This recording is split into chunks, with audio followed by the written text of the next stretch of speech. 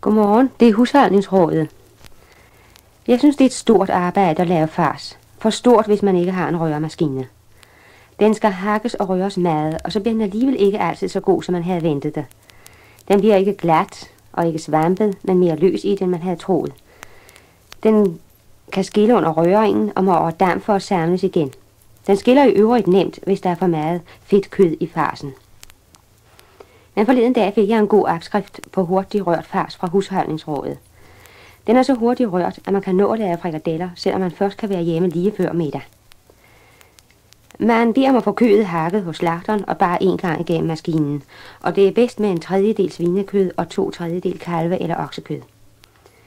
I stedet for at blande kødet med mel og røre mælken i lidt efter lidt, skal man røre en jævning af mælk og lige dele kartoffel og hvedemel, og den kan man hurtigt blande med kødet uden fare for, at farsen skal skille.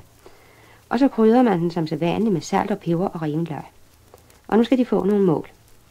Til et halvt kilo kød tager man 1/2 liter mælk og 5 strøgne spiskefulde mel og 5 strøgne spiskefulde kartoffelmel. Man rører det bare godt sammen, og så er farsen klar til frikadeller.